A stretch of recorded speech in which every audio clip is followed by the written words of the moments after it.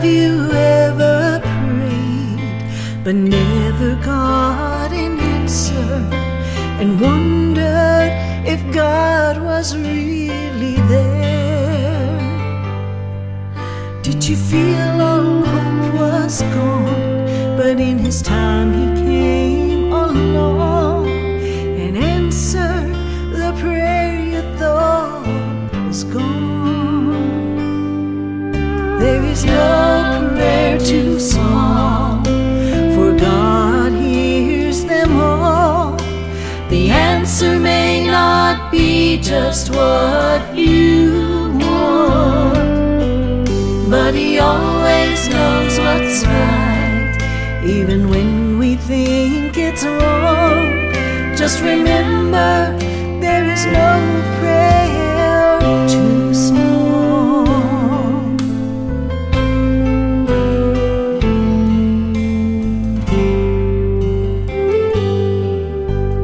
I have read, if you will ask, you shall receive. No matter what it is, I still believe. There is no prayer too small, and even when we fall, He gives us just exactly what we need. There is no prayer too small, for God hears them all. The answer may not be just what you want, but He always knows what's right, even when we think it's wrong. Just remember, there is no prayer too small. No prayer too small. He always knows what's right. God hears them all. There is no prayer too small. My God hears them all. The answer may not be just what you want, but He always knows what's right, even when we think it's wrong. Just remember, there is no prayer too small. No prayer too small.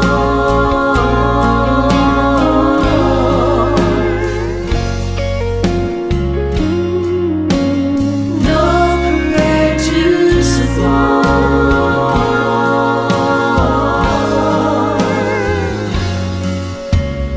God hears them all.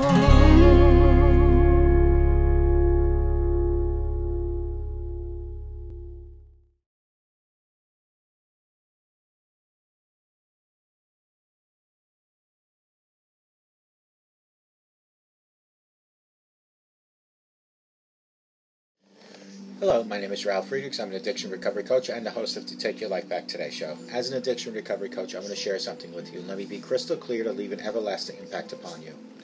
Just imagine being buried alive. You're in a coffin, but you know you're not dead. You don't know how to get out of the coffin. You tried lifting the lid, but the enormous weight upon the lid prevents you from opening the lid. You then tried banging on the lid to unsettle the dirt. Maybe somebody on top will notice and start digging their way down towards you. This is what it's like to find yourself at the lowest point of alcohol and drug addiction. You know you need help. You know you can't do it on your own, but you don't know where to turn. You just think you're going to die. Usually, though, people don't think about death when they're habitually abusing drugs and alcohol. In order to feed an addiction, you have to be great at repressing the fear of death. I often ask you, my audience, did it ever cross your mind that while you are abusing drugs and alcohol, you might overdose? You might take something away that God gave you. And if that's not selfish enough, you're taking it away from your mother, your father, your husband, your wife, your children, your grandchildren. Your life is being taken away because you didn't cry for help like this person didn't. Call me at 844-405-HELP, and I promise you I'll help you take your life back, for your life is gone. People like Larry Geis from the Geis Academy at 516-458-2741, 516-458-2741. Larry Geis and I tell folks like you, it doesn't matter where you've been, it doesn't matter where you came from. What matters most is that you're here looking for a good today and a better tomorrow. Larry Geis has over 30 years' experience helping people go from addiction to recovery, from low self-esteem to improving their self-esteem, from depression to happier times. You can find Larry at www.odysseyconsultant.org. Larry Geis from the Geis Academy, 516-458-2741. When you take your slippers off before you jump into bed tonight, don't just put them by the edge of your bed. Stick them all the way under your bed. In the morning, when you wake up, drop down to your knees to go and get those slippers. They're under your bed. While you're on your knees, thank God for another beautiful day that He is allowing you to live. That's right, somebody didn't wake up. Thank God for the clothing you have, the food, the home, the family. Ask God for guidance and direction. Ask God for mercy and forgiveness. Tell God how wonderful it is to be alive, and change the world in your own little way. Your time alone with God should be every single day, one time at least. And what better way to do it than what I call knee-mail, K-N-E-E-mail. That's on your knees to get your slippers. From your lips to God's ears every single morning, tell God how much you appreciate being alive, to see streams and waterfalls like behind me. That should be happening each and every day. After that, put your slippers on, roll your shoulders back, stick your chest out, and walk with God 24/7. We're going to talk about 10 ways to make you closer, and that's right, you closer to your family. And I have a quote that I want to actually read, so let me read that. Failure is unavoidable in our lives, but if I can learn something from it every single day, the chance of success will only increase. How close is your family to you, folks? One of the biggest challenges, if not the biggest challenge facing the U.S. today, is the breakdown of traditional family unit, which we're going to talk about later. I have GLORIA Jean Roberts calling in, and she will be talking to me about traditions. We're going to compare some of our little stories. But today, nearly 4 out of 10 first marriages end in divorce. 60% of divorcing couples have children, and over 1 million children each year experience the divorce of their parents. I'm no relationship expert, far from it, but my belief is that if there are more couples agreed on and lived by a set of meaningful family values, and those values were alive in their home, the above divorce statistics would go down and families would be closer. As a man who takes my role as a father and grandfather, leader of my family, very seriously, it is my responsibility to create a culture that inspires respect, love, trust, togetherness, and most importantly, fun. I'm kidding about that, but it is important. If you want your family to be close, you must make it your responsibility as well. Here are 10 ways to make your family closer. Number 1 is be the leader of your family. If you have a family, whether you recognize it or not, you are a leader. It doesn't matter if you are a woman or a man, mother or father, you are a leader. If you have a partner, you are a co-leading. And if you are a single parent, you are the sole leader. When I was coaching, life coaching, we would frequently remind our clients that leaders have 3 things: vision, action, and spirit. In other words, you know where you're going and why you're going there. You are committed in taking the appropriate action to get there, and you are doing it with spirit that inspires others to be their best. Your first step in leading your family might be to take a good look at yourself in the mirror and honestly acknowledge what kind of leader your family deserves. What kind of partner does your significant other deserve? What kind of parent do your children deserve? What type of life do you deserve? As a leader of your family, you cannot leave the future up to chance. You must lead. The people around you are depending on you to do so, so please start today. Number 2, establish values. As stated above, I think one of the biggest challenges facing our culture today is the lack of individual understanding and personal values, which results in a lack of family values. Part of the good look at yourself in the mirror routine that I talked about above is admitting to yourself what truly is important and meaningful to you. What type of person do you want to be, and what type of person do you need to be to have the life you deserve to have? As an example, here are my personal values that I do try to live by each and every day. Live with a meaning by knowing what is important and letting that direct my life. Provide value to the people around me. Live with integrity by walking my talk. And good health in foundation of everything, mentally, emotionally, physically, and spiritually. In relation to your own family, that is truly important to you, and most importantly is to walk with God each and every day. So what type of family do you want to be? What type of family do you need to be to live the lives of everyone in your family deserves to live? As an example, here are the value or rules of my family in order of priority. Respect, self-respect, and respect for others. Family first. For myself, my career, for my children, school, other commitments. Being social and fun. My personal values are the rules that I live by, and my family values are the rules that my family lives by. In a demanding, distracting, and overstimulating world, our special and family values help us keep focus on things that are truly important and meaningful to all of us.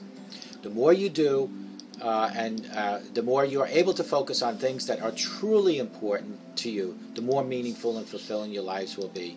As the leader, you have the power to make this happen. Traditions need to continue. Number 3 is create a culture for your home. As the leader of your family, when you establish your family values, you have just taken the first step in creating the culture of your home. Your home culture is the spirit that lives in your home. These are cultures that not only live in your family home, but these are traditions that need to be carried on year after year, generation after generation. For me, above everything else, the spirit I tried most intentionally about in my home is the spirit of respect, love, and togetherness.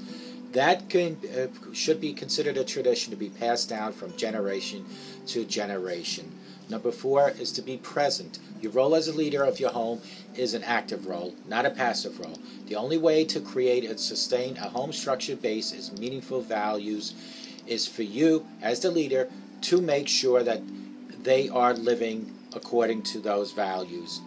Again, this is a tradition that should be passed on from generation to generation. And then number 5 is live by example. GLORIA and I spoke about this when we spoke about respecting elders in the spirit of it all starts with you. Everything that your children see you do, they will copycat, and they will take it into their lives. So if you're going to drink and hit and curse, expect your children to do that. Traditions have bad traditions and good traditions. This would be a bad tradition if you lead by an example of destruction, lack of respect, lack of love, and lack of compassion. Number 6, control your schedule. As a leader of your family, you must control your schedule or it will control you. A lot of people seem to be really, really busy. When they are too busy and stressed, it's like a badge they want to present to the world that makes people know they are busy. Part of traditions is to take vacations together each and every year as a family together. GLORIA, when she calls in later, her and I will talk about traditions, and I hope you stay with us for that. But people are too busy because they don't control their schedule, and they allow less important people and things to distract them. Don't let that happen to you. Don't let that become a bad tradition from year to year, generation to generation.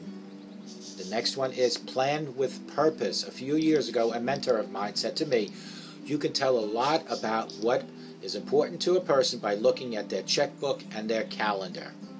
If you know what your personal and family values are, it is easy to plan with purpose because you know what is purposeful. Are you intentionally about where you want to be spending your energy, time, and money? Plan with a purpose, plan vacations, plan on traditional yearly things with your family, year after year, generation after generation. You need, number 8 is hold accountability. What I don't want to get lost in is that life gets busy. I have a full-time career. I'm a host and a director and a producer.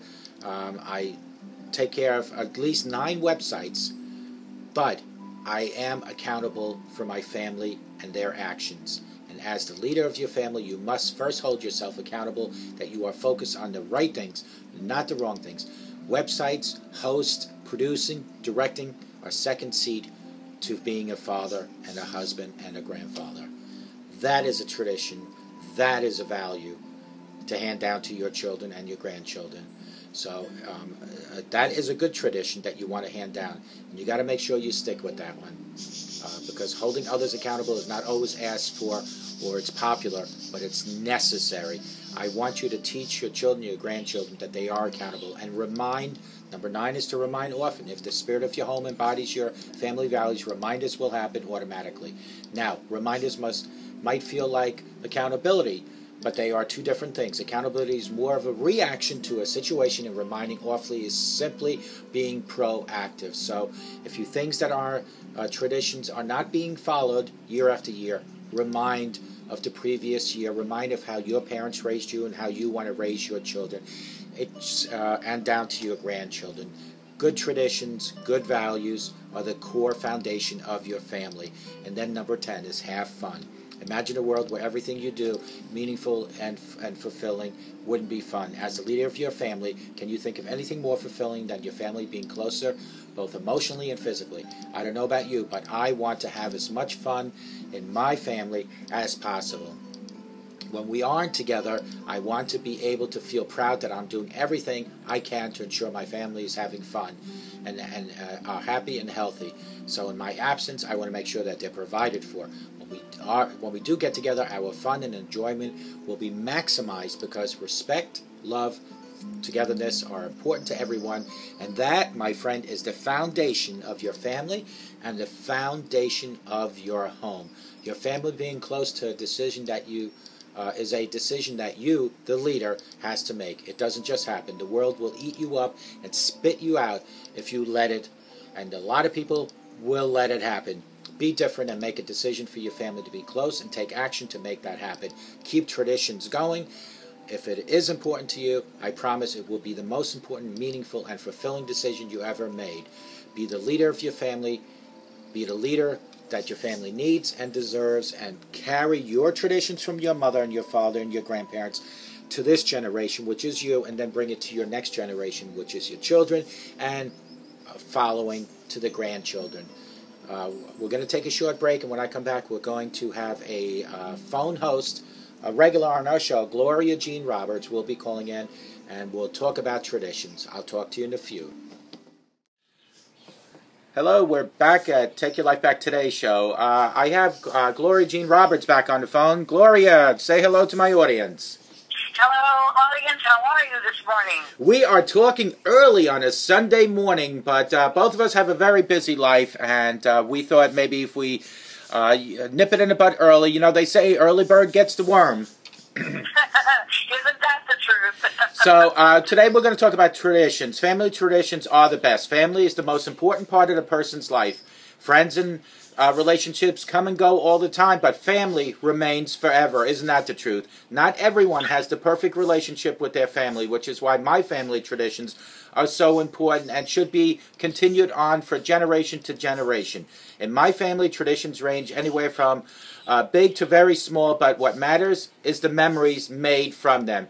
I have two very special traditions. That's Sunday night dinner with the family and pumpkin picking in October. So we're going to talk about a few subjects. The first one we're going to talk about is memories. And Gloria, what is one of your memories that you can remember from a family tradition that you had?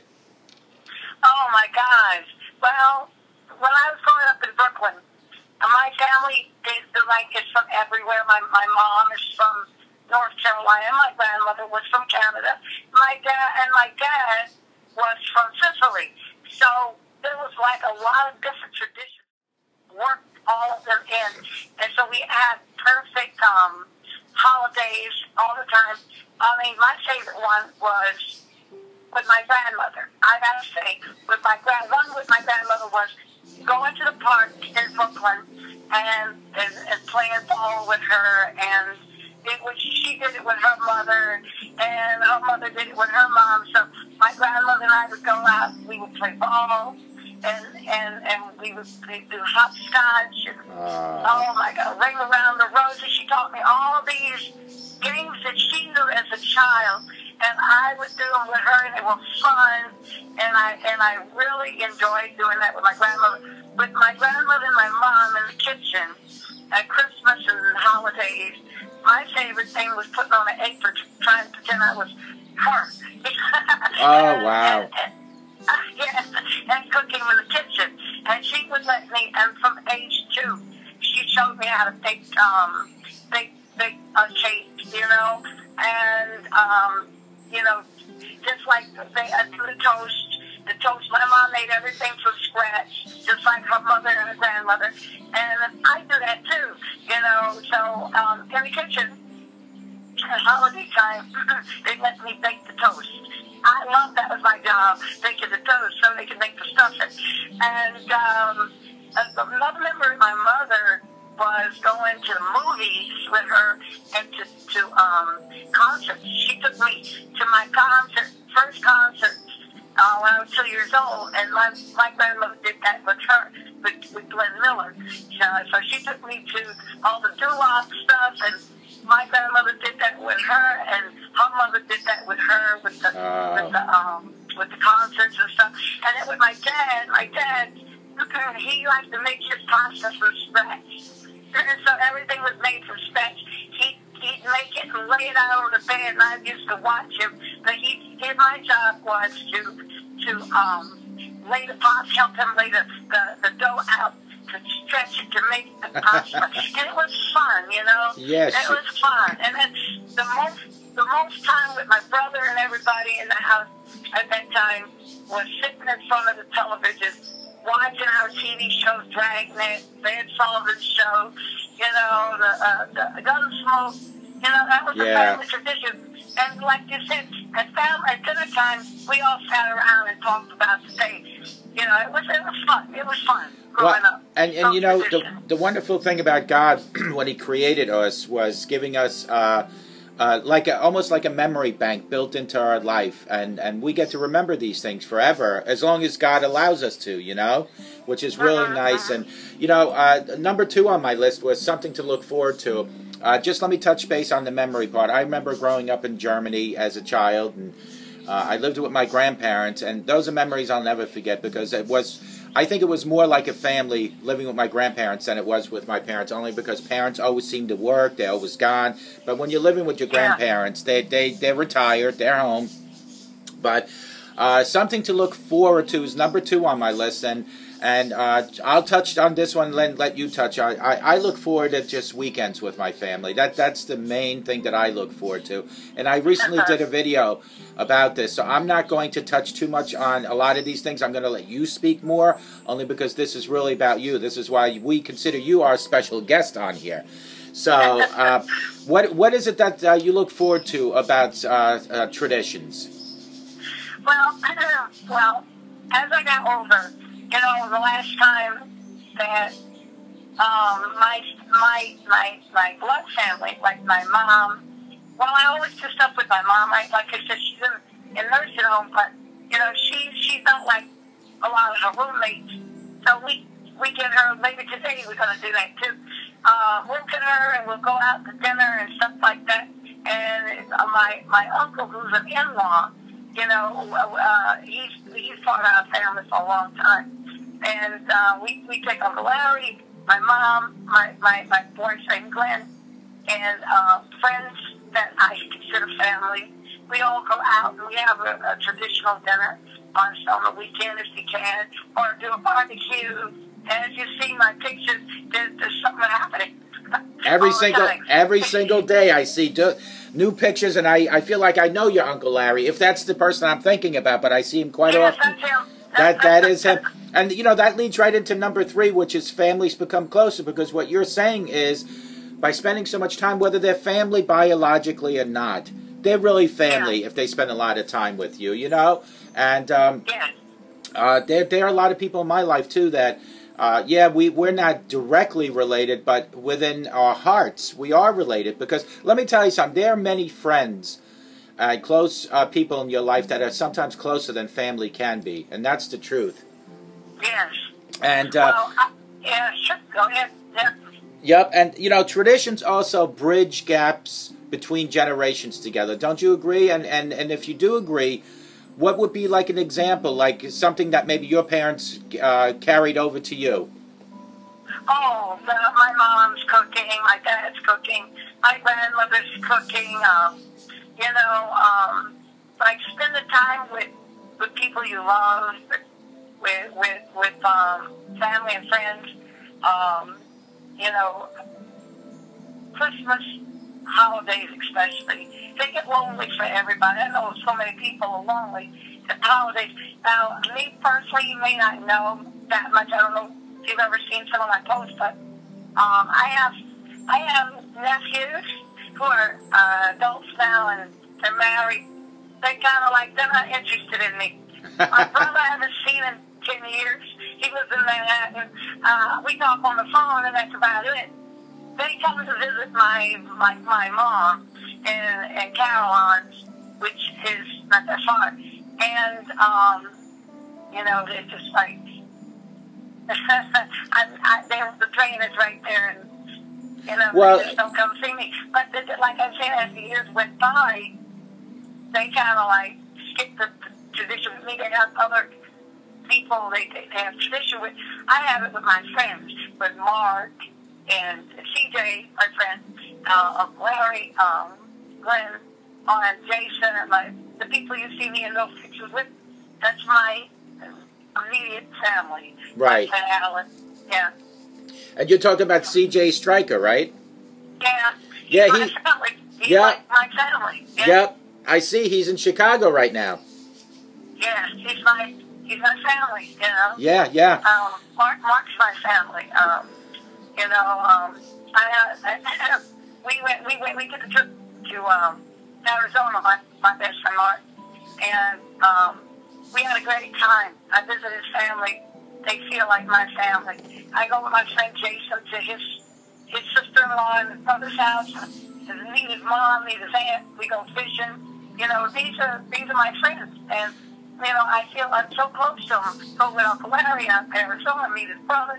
I feel like that's my family. I go with Glenn. I go with Glenn to his family events. They're big Italian family. I enjoy myself. I don't feel like I got my neighbors downstairs who since I've been here, make me feel very welcomed. I'm sorry, I got frog throat. Yeah. They make me feel very welcomed, and I enjoy it. In fact, last night we were downstairs dancing and had the music playing late last night and talking about the 60s and the 70s. It was fun. Yeah, and and then that leads, what you just said leads right into the last segment, which is, it gives you a sense of identity. Sometimes people can feel lost and they don't know who they really belong with. However, when you are part of a family tradition, someone can find themselves and discover new things about themselves. And that's whether they're family or friends or close friends like you have. It gives you a sense of identity because you know what they're about, they know what you're about. You don't need to impress them, they don't need to impress you. You both, as family and friends and all, accept each other for who you are. Don't you agree? It's a sense of identity. Absolutely, absolutely. Sometimes family is not, because I know out there, I have a lot of friends who their families don't, I have friends that their sons don't talk to their fathers, don't talk to their mothers, and stuff like that, and daughters who don't cut their friends, their family off, their mother and their father off, and they don't have anything to do with them. And I have friends out there who are alone at the holidays. I won't allow them to be alone at the holidays. I call them up and say, hi, would you like to come over for Thanksgiving? Yeah, it's a week, and stuff like that. I won't let nobody that's family cut them off, be alone for holidays. Right, and that goes back to what you and I discussed the other day about the elders. Traditions, even if you know somebody that doesn't have a lot of family coming around because maybe they're in their 80s and 90s, you, even as a neighbor, as a friend, can go over there and help them still keep their traditions going during the holidays. Spend maybe 20 minutes with them, bring them an apple pie or something, but You know, traditions are so important, and you know, I know for a fact because I read your posts each and every day, is probably as much as you read mine. I love your posts. Thanks, and you know, It's so cool. yeah, you and I are always on the go, so we probably do a lot of it right from our cell phones and stuff. But I know for a fact, and this is from my lips to God's ears, that you are very close to a lot of people, because all I see is a good time on your Facebook. What you see with me is other stuff. You don't see me with a lot of friends and stuff, only because you know, my passion is this. That's something totally different, but I can tell that you're close to the people that you appreciate. I know that you and I have become closer through Facebook. I've made a new friend through you, and that's great, you know. Oh, that's awesome. Yeah, I feel like I've known you for years now.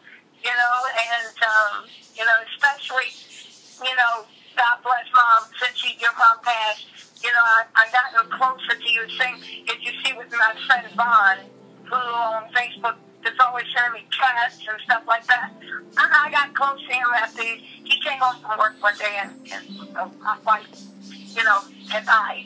Right. She was home, and she died in a chair, you know, and I got close with him because I felt like, you know, he needs a friend to talk to, and it's been 4 years, and we always. I have not met him. I haven't met you either. I haven't met my friend Mary, who sent me she sent me this beautiful scar, these two beautiful scars for my birthday, and I took a picture the other day, and I put it on Facebook so she could see. Mary and I became friends over Facebook as well. Yeah. You know, so I met 3 beautiful people through Facebook, and I look forward to meeting all 3. Yeah, and you know, the feelings are mutual. And you know what? Just touching on my mother, I personally feel that she talks to me every day. But more importantly, my mother I have 2 handicapped sisters in group homes, and one of them has taken this so hard because she used to see my mother every Saturday and Sunday, and I had to break the news to her, and she's 51 or 52, but she's mentally challenged, so it's hard for her to understand. And, you know, with my schedule the way it is, I always now have to also, with my wife, try to find time for her. We take her shopping. We take her to, like, tomorrow, on a Monday afternoon, we're going to pick her up for a barbecue and take her somewhere. So, you know, life is really rough, but I truly, you know, getting over my mother has been the hardest thing for me, because my mother, if I can compare her to one person, and I know people are going to laugh at this, if I can compare her to one person, would be Mother Teresa. I know for a fact. That's awesome. Yeah, and I know for a fact if my mother came back to life today, she would forgive the person that killed my mother. She would forgive him. She would go up to him and say, I forgive you. And I'll tell you why. Because my youngest sister is like my mother. And 2 days after this person killed my mother, my youngest sister wanted to reach out to him and say, listen, let's pray together. I'll learn to forgive you. That's the type of Christians that my mother, my sister, and I'm a Christian too, but you know, my extent isn't as much. My faith isn't as much. I wish it would be. I'm like you. Right. So, but listen, we're into the 16-minute segment. This was great that we spoke about traditions.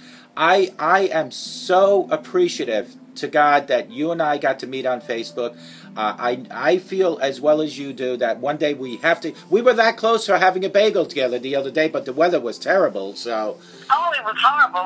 Yeah, but we will sooner or later get together. We will do more shows together, and hopefully both our lives will slow down a little bit and we can enjoy life a little bit more. Oh, well, I'm looking forward to that. CJ says that you welcome on his show anytime. Okay. You know? Oh, yeah. I if you can set that up, maybe you and I can go on with him or something. If you can set that up, that would be terrific. Because you know him, I don't. So that would be good. Yeah, and I haven't been on CJ's show in a while, but yeah, that would be great. Yeah, we'll set it up. We'll take a train ride. We can meet. I know he's in the city when he does come up here, so we can either meet in Jamaica and then go into Manhattan together, or I can come to Northport and we can go from Northport to Manhattan, whatever. But if you could set it up, let's get on there. You and I and CJ could talk and get some ratings and stuff. So that'd be great, man. And I said to you, I'm gonna look into find out a way to get public access. That would be perfect. My message, our message, not just mine, our message needs to go out there. Let me tell you something. Although I shouldn't be doing this at Petco, when I talk to people, people are amazed because I try to treat people like I care for them, and that's how I wish people would start treating me. You know? Yeah. Yeah. So listen, have a great day. I am so happy you and I got together this morning, this early Sunday morning. If you're going to church, enjoy church today. If not, it doesn't matter because I know for a fact I can praise God no matter where I am. I don't need to be in church for that. Yeah, that's my philosophy too. That's it. Brother Ralph. All right, Gloria Jean Roberts, thank you so much for being on the show, and we will talk again real soon, okay? All right, Ralph. Have a wonderful day, you and the family. Okay, you too. Take care. Say hi to everyone.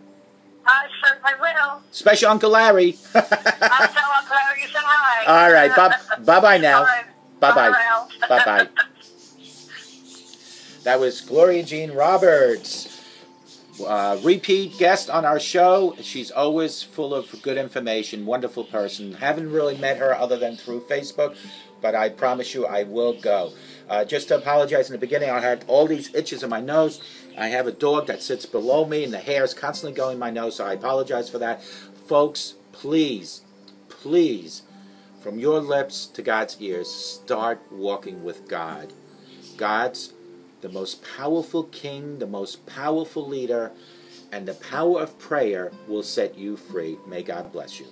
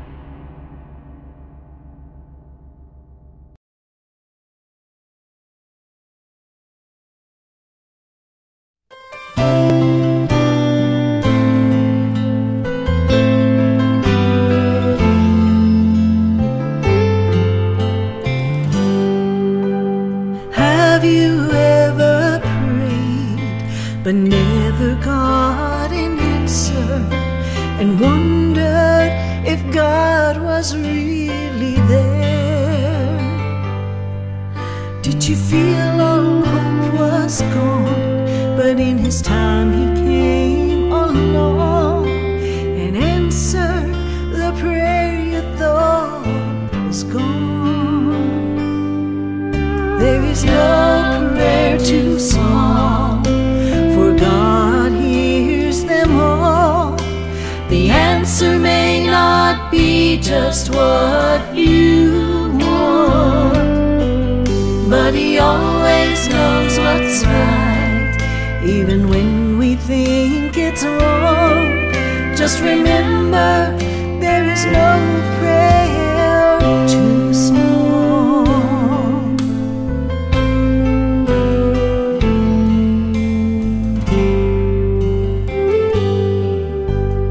I have read if you will ask, you shall receive.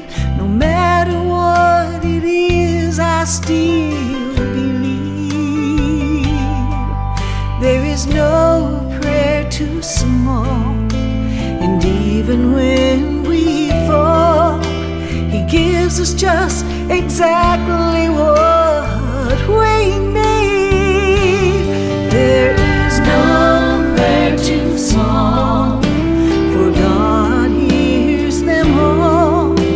The answer may not be just just what you want, but He always knows what's right, even when we think it's wrong. Just remember, there is no prayer too small.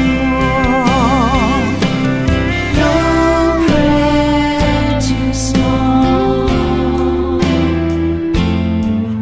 He always knows what's right.